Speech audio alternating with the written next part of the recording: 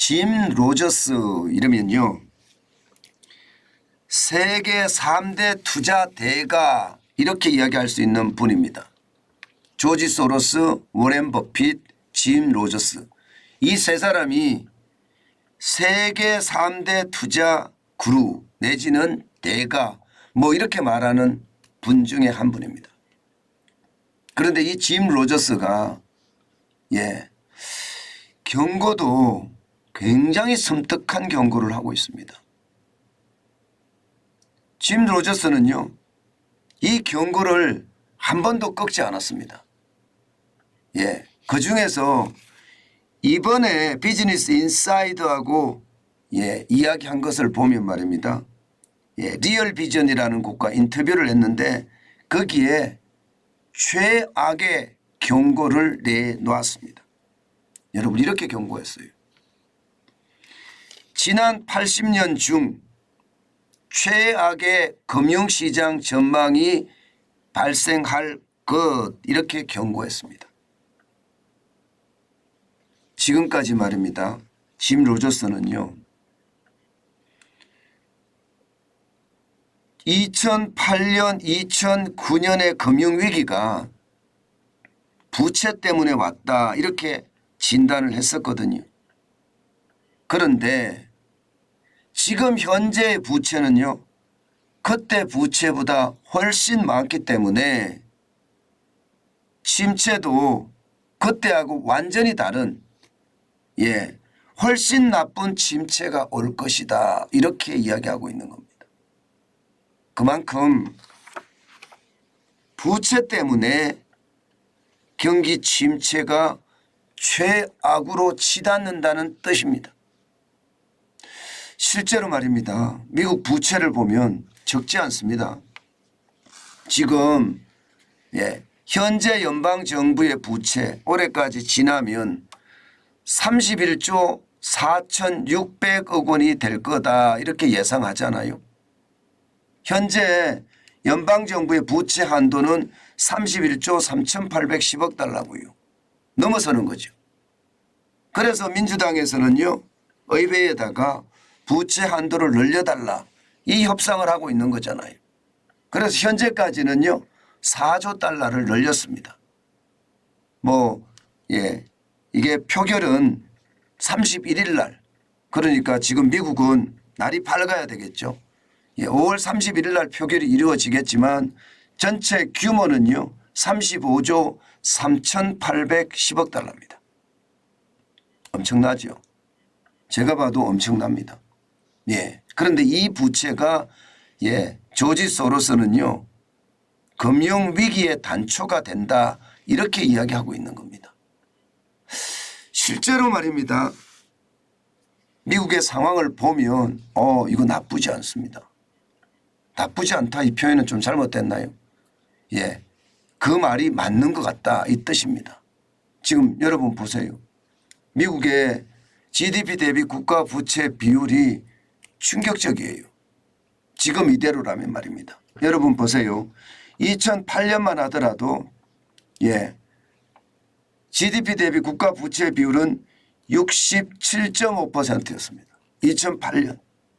그리고 2009년에 82.2%예요. 더 놀라운 것은요, 2007년에는요 62조 2천억 원입니다. 그런데 짐 로저스는 바로 62조 2천억 원, 여기가 지금 많다는 거잖아요. 이게 많아서 결국은 죄송합니다. 62.6%네, 죄송합니다. 62.6%, 이게 많아서 지금 글로벌 금융위기가 왔다, 이렇게 이야기하거든요. 그런데 글로벌 금융위기 이후에 지금 미국의 부채는요 2009년에 82.2%까지 늘어나고요.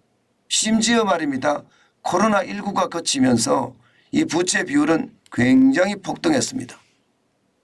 2019년에 107.2%가 2020년에는 128.4%였거든요. 지금은 129%고요. 올해는 부채 비율이 더 커질 거다 하는 게 시장 전체의 예측입니다. 실질적으로 말입니다. GDP 대비 부채 비율이 100%가 넘어선다는 것은 여러분 이것은요 굉장한 위험에 봉착한다는 뜻입니다. 한 나라 국민이 생산하는 총액 그 총액보다가 지금 129%니까 29%가 많다는 뜻이잖아요. 그러면 이 부채를 갚을 길은 요원할 거 아니에요. 부채가 많아지면 많아질수록 국가 부채가 많아지든 기업 부채가 많아지든 가계 부채가 많아지든 가계 부채가 많아지면 많아질수록 여러분 소비가 줄어들 수 있거든요. 소비에 대한 충격이 올 수 있거든요. 그것이 말입니다. 결국 경제 전체에 충격을 줄 거다. 바로 이렇게 이야기하고 있는 겁니다. 이게 단순하게 주식시장에만 영향을 미친다 이게 아니고요. 채권 시장도 영향을 미치고요. 부동산 시장도 영향을 미치고요. 화폐 시장에도 영향을 미친다. 지금 이렇게 이야기합니다. 그런 측면에서 봤을 때는요.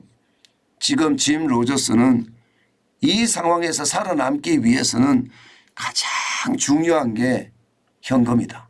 그리고 공매도에 대해서 배워놔야 된다.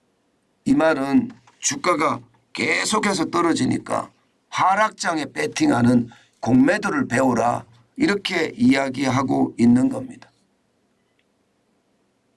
투자의 구루가 투자의 대가가 이렇게 직설적으로 그것도 단정적으로 이야기한다는 것은 여러분 굉장히 어렵습니다. 왜 어려운가 하면요. 본인의 신뢰가 달려있기 때문이에요. 마치 말입니다. 시장에 대해서 잘못된 말을 하게 되면요. 거기에 대한 충격이 오거든요. 다른 사람들이 투자를 안 해주는 경우도 생기고요. 본인의 투자금을 날리는 경우도 생깁니다. 그렇기 때문에 말을 굉장히 신중하게 합니다. 그리고 그 말처럼 투자의 포트폴리오도 조정을 합니다. 지금 짐 로저스는요. 그만큼 투자에 대한 상황을 조절한다. 이렇게 이야기할 수가 있을 겁니다. 사실 미국 시장에서도요. 이게 부채 한도 협상이 어느 정도 타결이 됐기 때문에 시장이 쉽게 말하면 붕 뜰 줄 알았거든요. 안 뜹니다. 지금 보시는 것처럼 나스닥 종합지수는 0.32 올리는 데 그쳤습니다. 심지어 장중에는 마이너스로 내려가기도 했습니다. 41.74포인트가 상승을 해서 13,017.43으로 마감을 했지만 시장의 불안감이 굉장히 크다. 기술주 중심의 나스닥 종합지수가 이런 상황을 보이면 다른 지수도 마찬가지입니다. 대형주 중심인 S&P 500 지수는 보합을 기록을 했습니다. 이게 시장의 불안감 그대로 반영을 하고 있죠. 올라갔다 내려갔다 올라갔다 내려갔다. 0.07이 올랐고요. 4,205.52로 마감했습니다. 마찬가지로 블루칩 중심인 다우산업 지수는요 떨어졌습니다. 0.15가 떨어졌습니다. 50.56이 빠졌고요. 33,042.78로 마감했습니다. 이게 짐 로저스가 이야기를 해서 이런 것도 아닌데 시장은요 굉장히 경계하는 그런 모습을 보이고 있죠. 그만큼 말입니다. 부채에 대한 어떤 압박감이 커진다는 이야기. 심지어 엔비디아가 오늘 강세를 보였거든요. 그런데도 불구하고 주식시장은 혼조세를 보였다는 것. 이것은 어떻게 생각하면 말입니다.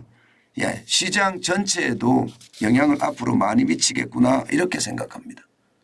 사실 엔비디아가 3%나 올라갔거든요. 그런데도 부채에 대한 어떤 위기가 커질 수 있다는 그 생각에 시장은요. 정중동이었다. 이렇게 말씀드릴 수가 있을 것 같습니다.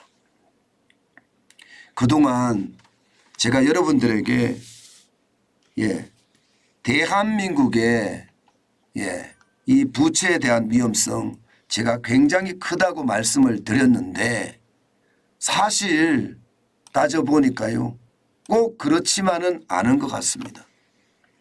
짐 로저스의 이야기를 들어보면 전 세계 시장이 모두 이게 돈을 많이 풀어서 그에 따른 부채에 대한 부담감이 굉장히 커지고 있다는 이야기입니다. 이게 여러분 투자 대가들이 이렇게 이야기하잖아요. 그러면 이게 언젠가는 한 번쯤 터집니다. 저는 그게 굉장히 무서운 그런 상황이 될 수도 있다고 생각합니다. 이게 부채 위기라는 게 어느 순간 어떻게 터질지 우리도 한 번쯤 짐작은 해봐야 되겠지만 그 짐작의 강도가 굉장히 세지죠. 저는 이것을 보면서 말입니다. 시장의 위협이 얼마나 커지고 있고 또 그 위협 속에 얼마나 움직이고 있는지 저는 진짜 많이 알 것 같습니다. 여러분, 저는 시장 전체의 어떤 상황이 굉장히 심각하다 이렇게 저는 말씀드리고 싶습니다.